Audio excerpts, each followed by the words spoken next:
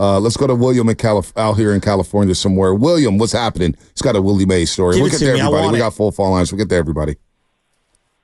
Well, good morning, guys. Good morning. Love your show. Thanks for taking my call. I was a kid that grew up in Southern California in the mid-'60s. And, of course, I was a Dodger fan. Koufax was the man, but my best friend and I, our favorite ball player, the best ball player we ever saw was Willie Mays, and we knew it.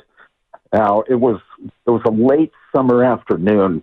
My dad and I were just sitting in the TV room, and the only giant Dodger games you could get back then on TV were the games that were televised at the stick. And probably up here, your dad might have told you the only games that you guys would get up here were Dodger Stadium.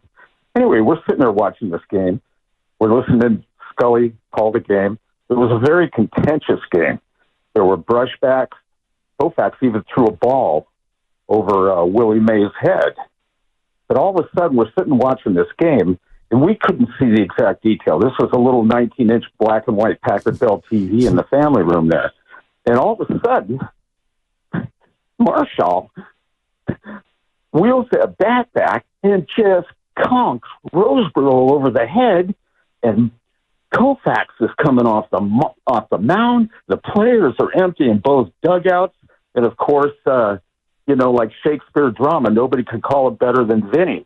And all of a sudden, my dad goes over to his bag, and he grabs an iron, and I swear I thought he was going to punch that 19-inch black and white. My mom comes, this is true, so help me God, like it was yesterday. My mom comes running in from the kitchen and grabs my dad and settles him down and sits him down. And all of a sudden, everything breaks up. And by the way, Willie hit a home run in that game that really decided that game. I think he hit a 2 or 3 run home run. As I might be off of that.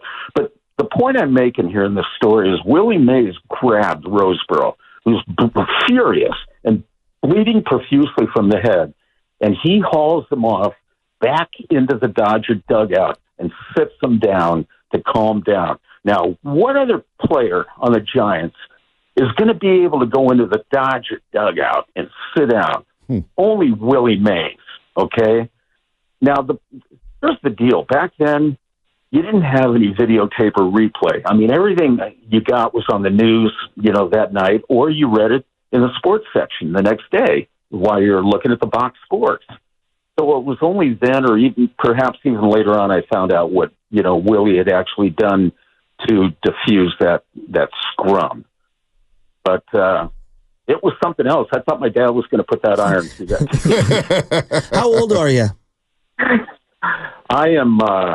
I just turned 69 years old a few days ago on Flag Day. Happy belated birthday, William. Is he the greatest you ever saw? Thank you.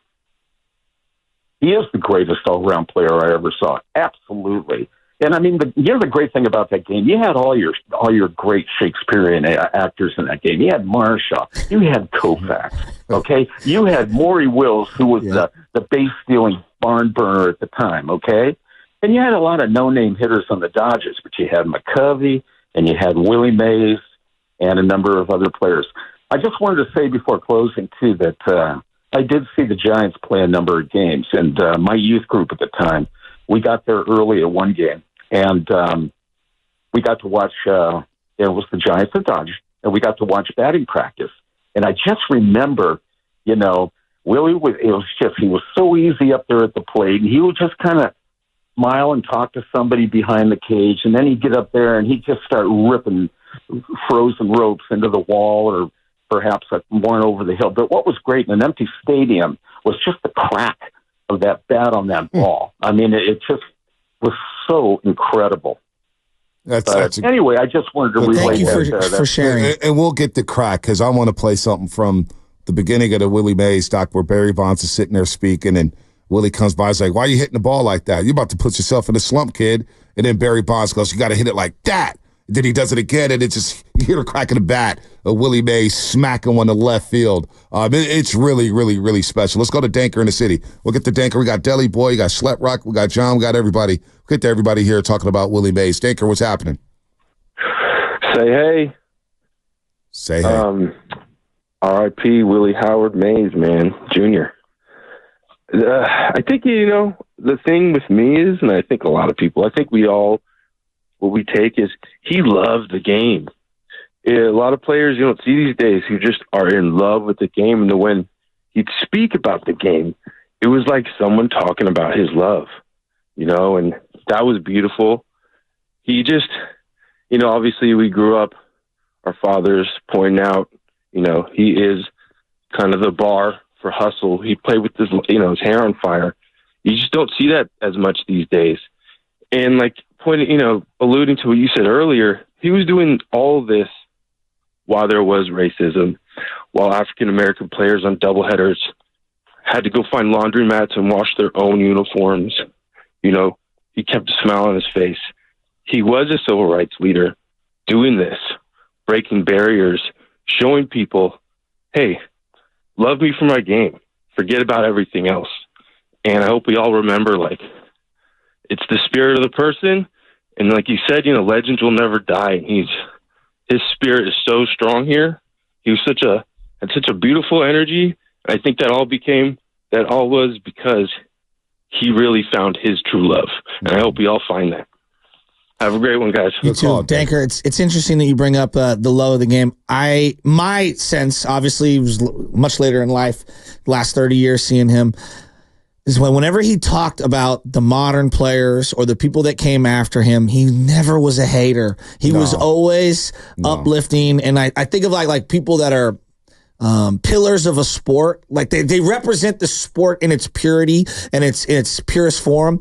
Like Willie always was elevating the current generation or the next generation after him. He never was a hater. He never was like, I'm the greatest and I'm mad that people are breaking my... No. He was always... He embraced it. Right? He embraced it. I was at... remember they used to have these booths at the park where you could sign up for a credit card, you get a free towel and a free... Yeah, that was the late 90s. Right. Late 90s at Candlestick. Late 90s or early... or the early O's, but you'd stick a little card in. It was like a savings card. Exactly. And then depending on how many games you go to, you'd get a T-shirt. You'd get an inflatable It wasn't even that. It was sign up for a credit card and we'll give you this free shirt. Or this free towel. That too. They have those too. You would forge it, right? Yeah. So I was talking about Giants reward card. They had a Giants reward card. I know about back. that, but I'm talking about these booths. Okay. So I was working. It was like some random company. Visa card. Yeah, and I would be at Stanford. You'd be at all these different locations. So I was working it because I was like, that's my way to get into the World Series against the Angels. Okay. And so I remember working it, and we're right there, right lefty O'Doul's. You get in the first base side. And we're right there. We weren't supposed to watch the game, but I was like sneaking off, and I ended up getting fired, right? Because I was watching most of the game. And so they were half spies, like, you're not giving out these, you're not getting, I would just have people like, dude, put whatever you want. I don't really care. Yeah. Right? So they honored, before one of those World Series games, the 10 greatest living players in Major League Baseball history. And if I'm not mistaken, if I can recall, Pete Rose was at Oracle Park for that day. And obviously Willie Mays, and the standing ovations, and just seeing these legends, and they're honoring them, whether they're alive or whatnot, but they had the big pictures. I don't know if you remember this. It was before a World Series game, maybe before Game 3 or Game 4 against the Angels.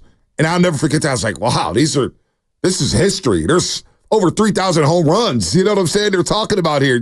They're on African. I got to find that because it was Pete coming back to the yard. And I remember Pete got a huge ovation. And I bring up Pete Rose because he joined Grandy and Evan Giddings last night, and he had to say this about meeting Willie Mays. I remember the first time I met Willie. I was a kid. I was in the big leagues, but I was a kid, and I remember I called him Mr. Mays, and he said, young man, my dad was Mr. Mays. I'm Willie. And from that time on, we seemed to get along good, and we hit it off, and he was fun to play with. He was a hoot, if you know what I mean, and he had so much personality. Then when I think of Willie, I think of Henry. Those were the two best players that I happened to play against, along with Stan Musial. But they just stood out because of their ability and their personalities and what they did for the game. Willie was the best. I mean, that's the only way I can describe Willie Mays. He was the best. So this was on Willard and Dibbs, not Evan and Grandy, man. I thought that was Evan and Grandy, but